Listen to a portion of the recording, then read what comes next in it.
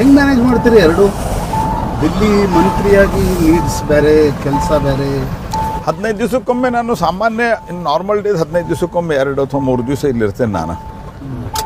ಪ್ರಧಾನಮಂತ್ರಿಗಳು ಹಾಗೆ ನೋಡಿದರೆ ಬೈತಾರೆ. ದೇಶದ ಕೆಲಸ ಮಾಡ್ತೀನಿ ಅಂತ ಜನಕ್ಕೆ ಗೊತ್ತಿರತ್ತೆ, ನೀನೇನು ಹೋಗೋಗತ್ತಿಲ್ಲ ಅಂತ. ಆದರೂ ನಾವು ಸ್ವಲ್ಪ ಬಂಡತನದಿಂದ ಬಂದಿರ್ತೀವಿ. ಆದರೆ ಅಲ್ಲಿ ಇರೋದ್ರಿಂದ ಒಂದಂತೂ ಲಾಭ ಆಗಿದೆ. ಗಣಿಯಲ್ಲಿ ಅಪಾರವಾದಂಥ ಸಾಧನೆ ಆಗಿದೆ ಮತ್ತು ಕೋಲಲ್ಲಿ ಬರುವ ವರ್ಷದಿಂದ ಕೋಲ್ ಇಂಪೋರ್ಟ್ ಬಂದಾಗತ್ತಂತ. ಅಂದರೆ saving around 2.5 lakh crore. Yes, ಹೌದಾ? ಹೌದು. Not full 2.5 lakh, at least around 1.5 ಲಕ್ಷ 1.25 ಲಕ್ಷ. ಯಾಕಂದರೆ ಕೆಲವು ಕ್ವಾಲಿಟಿ ಕೋಲ್ ನಮ್ಮಲ್ಲಿ ಇಲ್ಲ, ನಮ್ಮ ರಿಸರ್ವ್ದಲ್ಲಿ. ಓಕೆ. ಸ್ಟೀಲ್ ಮಾಡೋ ಕೋಲ್ ಏನಿದೆಯಲ್ಲ ಅದಿಲ್ಲ. ಆದರೆ ಅದಕ್ಕೆ ನಾವು ಬ್ಲೆಂಡಿಂಗ್ ಮಾಡುವಂಥ ಮಿಷನ್ ಕುಕಿಂಗ್ ಕೋಲ್ ಅಂತ ನಾವು ಮಾಡಿದ್ದೀವಿ ಈಗ. ಓಕೆ. ಸೊ ಅದನ್ನು ನಾವು ಮ್ಯಾನುಫ್ಯಾಕ್ಚರಿಂಗ್ ಶುರು ಮಾಡ್ತೀವಿ ಈಗ. And prime minister is very happy. First time in India's history ನಮ್ಮದು 1,000 ಮಿಲಿಯನ್ ಟನ್ ದಾಟಿತಿ ಸರ್ತೆ ಪ್ರೊಡಕ್ಷನ್. ಆರಾಮಿದ್ರೆ ಪ್ರೈಮ್ ಮಿನಿಸ್ಟರ್ ಅಪ್ರಿಷಿಯೇಟ್ ಮಾಡಿ ಟ್ವೀಟು ಮಾಡ್ಯಾರ. When I took over it was 600 million ton. Okay. 600 odd. Now it is 1,040 million ton. ಈ ಸರ್ತಿ ಈ ಸುಡು ಬಿಸಿಲಿನಲ್ಲಿ ಎಲ್ಲೂ ನಿಮಗೆ ವಿದ್ಯುತ್ತಿನ ತೊಂದರೆ ಆಗಿಲ್ಲ.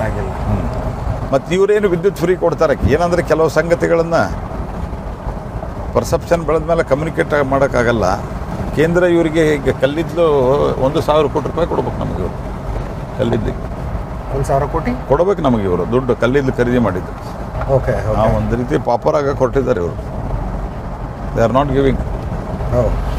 ಬಟ್ ಇದೆಲ್ಲ ಜನರಿಗೆ immediately feel ಆಗುತ್ತಲ್ರಿ. Zero current bill, ಹೆಣ್ಮಕ್ಳು ಬಸ್ ಹತ್ತಿದ್ರೆ ಟಿಕೆಟೇ ಇಲ್ಲ. ಜೀರೋ ಕರೆಂಟ್ ಅಂದ್ರೆ ಕರೆಂಟ್ ನಿಮ್ಮ ಕಡೆ ಸಿಲಿಂಡರ್ ರೇಟ್ ಜಾಸ್ತಿ. ಸಿಲಿಂಡರ್ ರೇಟ್ ಈಗ ನಾವು ಉಜ್ವಲದಲ್ಲಿ ಇದ್ದವ್ರಿಗೆ ನಾವು ಸಿಲಿಂಡ್ರು ಸಬ್ಸಿಡಿ ಹಾಕ್ತಾ ಇದ್ದೀವಿ ಈಗ ರೆಗ್ಯುಲರಾಗಿ. ಮೇಜರ್ ಅದೇ ಇದೆ. ಬಡವರು ಮತ್ತು ಯಾರು ಸಬ್ಸಿಡಿ ಕ್ಲೇಮ್ ಮಾಡಿದ್ದಾರೆ ಅವರಿಗೆ ಈಗ 900 rupees ಇದೆ. ಓಕೆ. ಸೊ 300 ರೂಪಾಯಿ ವಿ ಆರ್ DBT ಮಾಡ್ತಾಯಿದ್ದೀವಿ.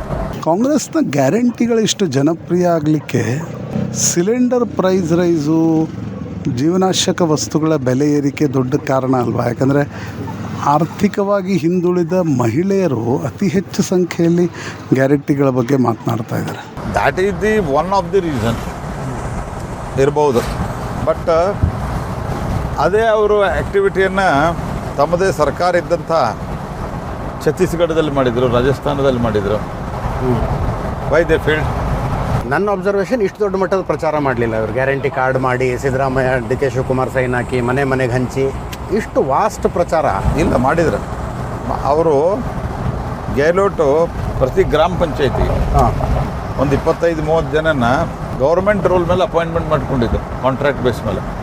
ಓಕೆ. ಸರ್ಕಾರದ ಯೋಜನೆಗಳನ್ನು ಪ್ರಚಾರ ಮಾಡೋದಕ್ಕೆ ನನಗೆ ಒಂದು ಫೀಲಿಂಗ್ ಏನಂದ್ರೆ ನಮ್ಮಲ್ಲಿಯೂ ಅನೇಕ ತಪ್ಪುಗಳೇನು ಅದು ಸರ್ಕಾರವನ್ನು ನಡೆಸಬೇಕಾದ್ರೆ ಪರ್ಸೆಪ್ಷನ್ಗಳನ್ನು ಸರಿ ಮಾಡ್ಕೊಳ್ಳೋದಕ್ಕೆ ಇತ್ಯಾದಿ ಏನು ಬೇಕು ಅದರಲ್ಲಿ ಸ್ವಲ್ಪ ನಾವು ಎಡವಿದ್ವಿ.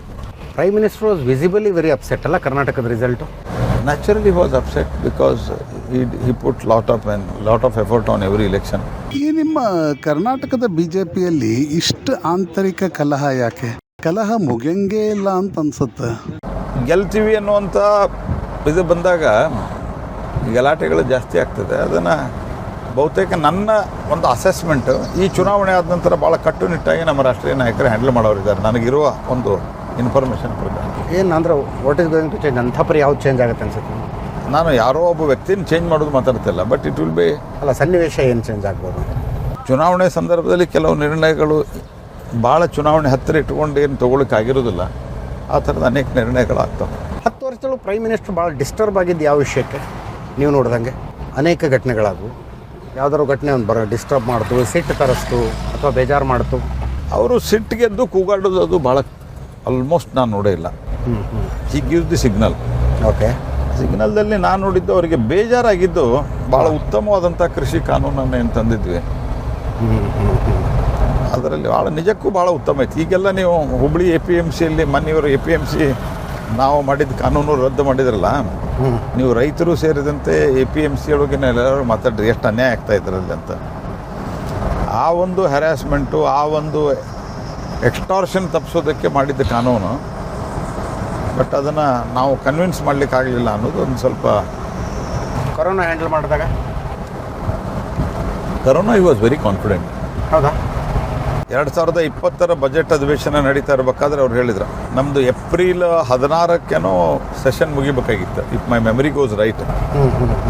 ನನಗೆ 20ನೇ ತಾರೀಕು ಹಂಗೆ ಕರೆದ್ರು, ಎಲ್ಲ ದಿಸ್ಕೋ ವೈಂಡ್ ಅಪ್ ಕರೆದು ಆಪ್ಕಾ ಸೆಷನ್ ಅಂತ.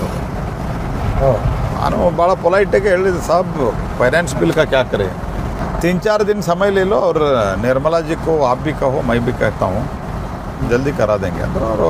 ನಾನೇನು ಹೇಳಲಿಲ್ಲ, ಯಾಕಂದ್ರೆ ನಿರ್ಮಲಾ ಅವರಿಗೆ ಅವರ ಹೇಳಿದ್ರೆ ಕಾಣ್ತದೆ. ನಿರ್ಮಲಾ ಅವರು ನನಗೆ ಫೋನ್ ಮಾಡಿ ಬೇಗ ಮಾಡ್ತೀನಿ ಅಂತ ಹೇಳಿದರು. ನಾನೊಂದು ಮೇಜರ್ ಡಿಸಿಷನ್ ತೊಗೊಳಿದ್ದೆ ಅಂತ ಹೇಳಿದರು ಕರೋನಾ ಸಂಬಂಧವಾಗಿ. ಓಕೆ. ಆವಾಗ ನಾವು ಅಡ್ಜರ್ನ್ ಮಾಡಿದ್ವಿ, ಎಲ್ಲ ಆಯಿತು. ಆ ಸಂದರ್ಭದಲ್ಲಿ ಕೆಲವು ಸಂಗತಿಗಳ ಡಿಸ್ಕಷನ್ ನಾನು ಬಾರಿ ಅವ್ರ ಕಡೆ ಹೋಗ್ಬೇಕಾಗ್ತಿತ್ತು, ಎಲ್ಲ ತರಾತುರಿಯಲ್ಲಿ ನಡೆದಿತ್ತು.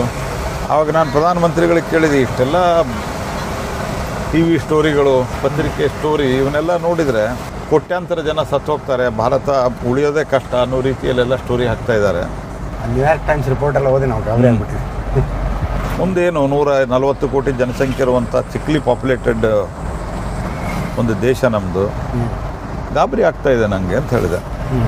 ಇಲ್ಲ ತೊಂದರೆ ಆಗತ್ತೆ, ಆದರೆ ನಾವು ಈ ಲಾಕ್ಡೌನು ಮತ್ತು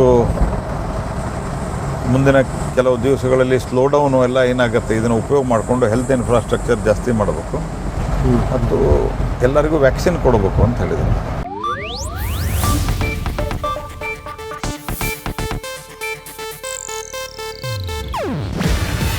ಇದು ಏಷ್ಯಾನೆಟ್ ನ್ಯೂಸ್ ನೆಟ್ವರ್ಕ್ ಪ್ರಸ್ತುತಿ. ನೀವು ನೋಡ್ತಿದ್ದೀರಾ ಏಷ್ಯಾನೆಟ್ ಸುವರ್ಣ ನ್ಯೂಸ್.